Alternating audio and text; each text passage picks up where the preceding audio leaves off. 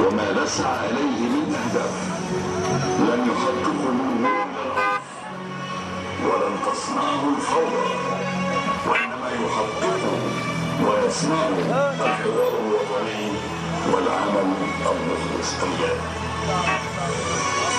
أيها المواطنون، إني لا أتحدث إليكم اليوم كرئيس للجمهورية فحسب، وإنما كمصري شاءت الأقدر أن يتحمل مسؤولية هذا الوطن وأنظر حياته كله حربا وسلاما. لقد اجتزنا معا من قبل أوقاتا صعبة تغلبنا عليها عندما واجهناها كأمة واحدة وشعب واحد.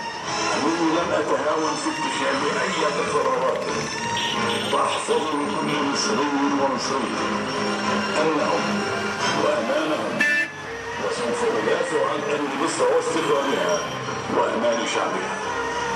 فتلك هي المسؤولية والأمانة التي أقسمت يمينا أمام الله والوطن بالمحافظة عليها.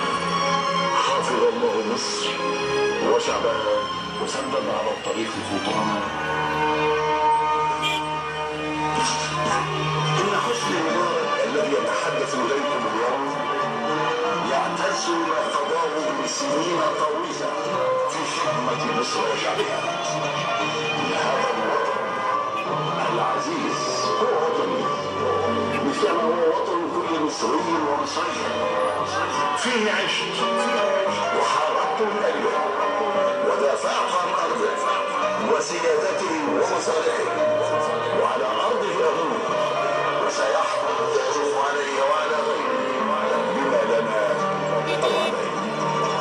إن الوطن لا يهمنا والأشخاص لا يهمنا، ومصر العريقة هي الخالد أبدا لن تخلو رايتها وأمانتها بين سواد أهلها، وعلينا أن نضمن تحقيق ذلك بعزة ورفعة وثراء. جيلا بعد جيل حفظ الله هذا الوطن وشعبه. والسلام عليكم.